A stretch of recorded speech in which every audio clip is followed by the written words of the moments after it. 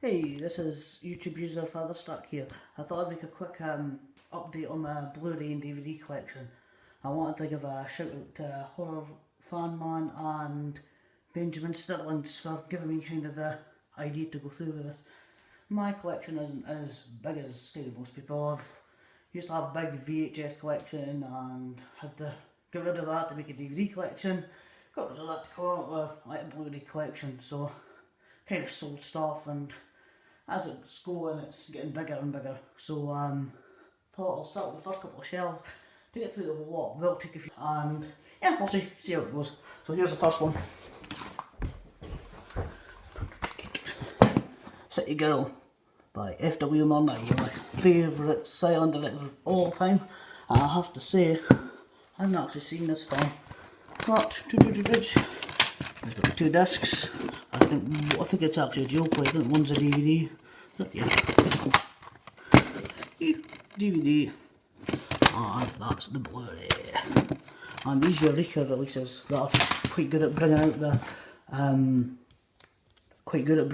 the silent films and that. Oh, it's come with these really informative booklets, great photos, and I love all that kind of stuff. Whee, that's the first one. Now, this is the first silent film ever to be released on DVD, and it's an awesome one. Again, it's Murnau. Sunrise. Fantastic film. If you've not seen it, you totally should. It's got the 3 discs there. It's the Eureka one. Really good film. It's about a guy that's the one about the guy that decides to have an affair, and yeah, it's a really good film. He ends up guilt-ridden, and it's an awesome film. Shoot. Now this is one of my favourite films of all time. Fritz Lang's Peter Lorre. If you've not seen this film, it's about just a child killer. For its time, I can only imagine it must have been really controversial. You've got, again, 3 discs, the DVD, 2 DVDs, that's got the special features on it, and that's the Blu-ray. And this booklet again, it's got all this information, comes from archives, and even tells you how to set it up, to set the picture. That's the correct one, obviously the kind of closed in letterbox. Right, next one. One of the best sci-fi films of all time. Metropolis. Fritz Lang. This isn't the steelbook, but this is the full version. This is the big one. This is look at those photos in there. That's fantastic. And this is one of the best sci-fi films ever made. So influential. It's just, if you haven't seen it, it's a silent classic. It's just proof that you don't always need works to make an amazing film. It is fantastic. Yeah, the original was heavily kind of cut, and then in some sort of, I believe it was an asylum in Brazil or something, they ended up finding an extra reel that added another 30 minutes onto it. Fantastic film. Another favourite of mine, Orson Welles' Cut to Reel. Again, fantastic film. That's got the Blu-ray there, and yeah, they're both Blu-rays. I've not actually watched this Blu-ray yet. I've seen this film many a time. Charlton Heston as a Mexican, not very good casting, but he's pretty good in it. Yeah, really informative booklet. It's got all your photos. I'm sorry if the angles aren't too good on this. I'm using my iPhone, kind of leaning over it. But yeah, really, really good. Excellent film. One of Orson Welles' best. Up there with Citizen Kane. Fantastic film. And Janet Leigh as well. And here is Murnau's Taboo. This is my Eureka collection, by the way. You probably noticed. I've never seen this film, but I remember trying to get this on DVD, and I was out of print. It cost them like 100 quid to get. I got it on that, and then I saw it it was re-released on Blu-ray. It was like a tenner.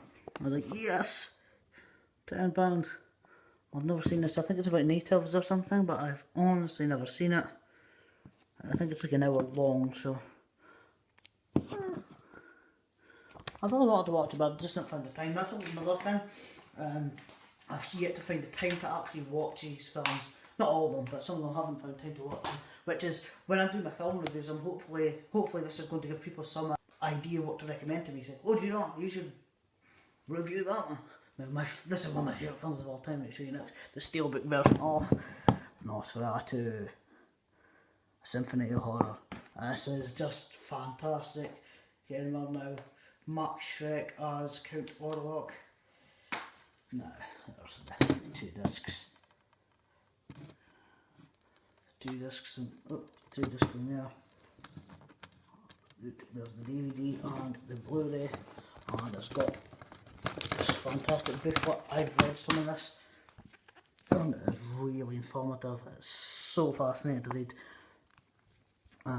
I will do a review on this someday, and I will go into the backstory of it, which the backstory of making this film is almost as amazing as the film itself. It is really, really good. I love this film so much. And also the remake, the 1970s remake with Klaus Kinski, also fantastic. You probably realise just now that I love F.W. Murnau. He's done Nosferatu, and here's another one, Faust. Now, not a lot of people know this one, but I bought it on DVD a few years ago. This is the Blu-ray version, updated, and yeah, it's fantastic. It does kind of go a bit downhill towards the end. It's Emil Jannings as Mephistopheles, and it tells the story of Faust.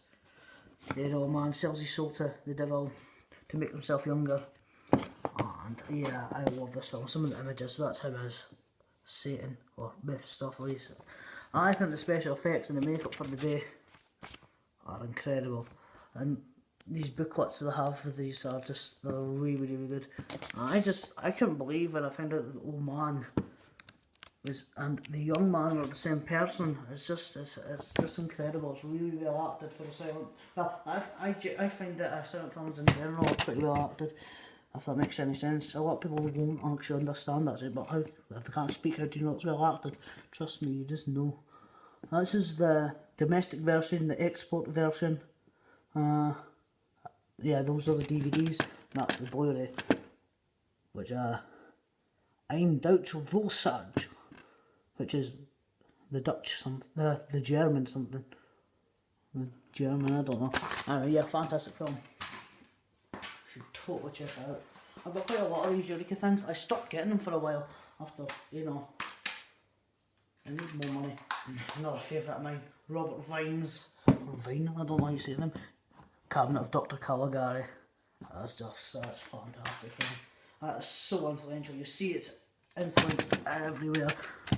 Some say it's the first horror film ever made, and it's apparently the first film to ever feature a twist ending. And yeah, you know, Cesare, the sleepwalker, the somnambulist. Everybody knows that image. Every image of this film, yeah, you know that guy, don't you? Cesare. Everybody knows. Even if you've never seen the film, everybody knows at least some of these images, and it's just a expressionist classic. He's just got these angles and these painted sets. The sets look like sets. You can almost see them wobbling, but that's almost what makes the magic of this film. It's just, again, it's got the, I forgot to show, it's got the DVD and the Blu-ray. Sorry, my voice is awful gruff today. It's just, I don't know, I think I've got a little bit of a cold coming on. This is, I say guilty pleasure of mine. It's not, I genuinely like the film. I'm not a big Eminem fan, but, you know, 8 Mile. I really like this film. I'm not a big rap fan, but it's a really good film. I do like the rap songs in this. They're really good. It's pretty much Eminem being Eminem. But yeah, it's a really good film. Apparently it's based on his life. Another classic. Betty Davis. All About Eve. Great classic film. I like all my classics. I like my black and white films. I like a lot of gangster films. You'll see later on, anybody that knows me knows I'm crazy about horror films that you'll see coming on. Now my sister, I can't get her to watch black and white films at all, but this is one she ended up watching and she loved it. I've never met a person that's not liked this film. Henry Fonda, 12 Angry Men. Set in mostly one room, discussing a murder case, and it's just, I can't actually describe how great this film is. It's just, the story sucks you in. I just shows you, I mean, as much as I like, you know, a good amount of, you know, your nudity, sex and violence in films, that just shows that you don't need all that for a great film. It's amazing. It's just amazing what they can do just for a good story. One Frank Miller, based on Frank Miller's graphic novel. 300. Glad it didn't cost £300. That cost me about £1 out of my local second-hand shop, Groucho's. Based on Groucho Marx. Groucho's is one of my favourite shops. Trying to become a snizzer. Probably edit that out. Next one. Another classic, Stanley Kubrick's 2001 Space Odyssey. Did it do it? I had no idea it was a 12. Wonder why. Maybe it's special features. Yeah, overall category raised to 12 due to additional content being classified at higher certification than the main feature, which is a U. I think a U is like a G in America, isn't it? Correct me if I'm wrong. It's what? A bunch of films. We've got Harrison Ford, Wolfgang Petersen's Air Force One. Gary Oldman as a Russian terrorist. Pretty good casting if you ask me, even though he's not Russian, he does a really good job. Harrison Ford is the President of America and his plane gets hijacked by Russians and he's to fight them off. One of Harrison Ford's best films. Not the biggest Harrison Ford fan, but I gotta say it's a great film. The Steelbook. Akira. Confusing as fuck film. I've not read the manga, but holy shit is this good. It's fantastic Steelbook. It's got the Blu-ray, the Blu-ray, and the DVD. I love it when you got awesome booklets and shit with, you know, I just love that. I've not actually read this, but, you know, it's about Tokyo after World War III, and a guy ends up getting like these mental psychic powers, and he's like a pariah, he's like a loner, and he just goes free. He pretty much causes another world war. I've not seen this in years. I'm going to have to watch this again. I might do a review on it someday. Yeah, if you like this video, by the way, you might want to check out my film reviews. See if you like them. I do. I like doing them. This is why I want to do this, because I want more recommendations. I've got actually 4 in the row, 4 in the list. So after them, you know, if you like this, like the video, and please come up with recommendations if you want to see more from me. Right, this is Amber Heard, yeah. All the Boys Love Mandalorian. I think it's a slasher film. I've honestly never seen this film. The OC meets Friday the 13th, it says on it. I'm not a big fan of the OC. Why Friday the 13th? What's on this is? Strong bloody violence. Might be good. And very strong language. Yeah, might be good, we'll see. Another fantastic film. Probably the best feel-good movie of all time. The French Amélie. A film by Jean-Pierre Jeunet. Fantastic film. Also done Delicatessen. Also very, very funny film. It's just, I remember when I saw this film and I saw trailers for it, I thought, that looks garbage. That looks fucking awful. And I ended up buying it just out of curiosity, and it was just, it's fantastic. It's just, it just puts a big smile on your face. And plus I like the kind of bad guy that he's dead for. Right, I'm going to go through these next 1, 2, 3, 4, 5 films, and then I'll stop the video and make another part 2, because this is 15 minutes long now from me and my ramblings. American Beauty, Sam Mendes. Some people think it's overrated. I personally don't.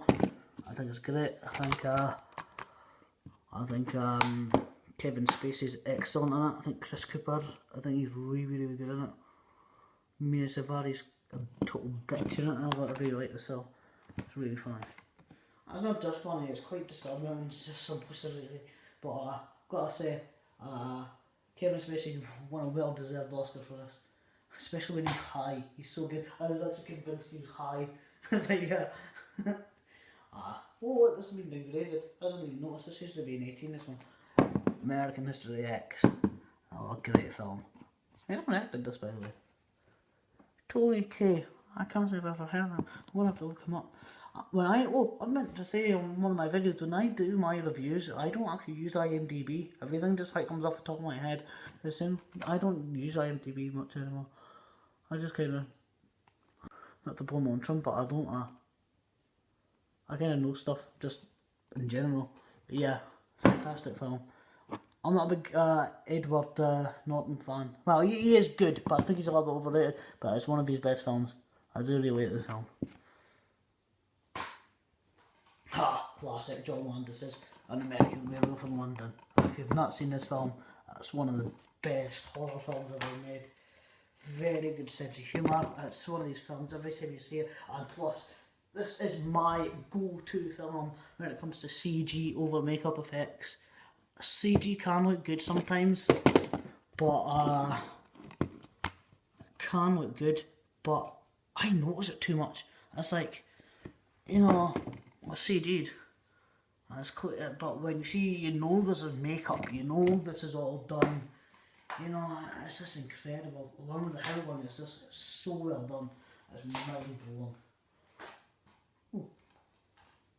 I just got this a little while ago. I actually really like this. I love my video nasties. I'm trying to watch all the video nasties. This is one of the ones on the list.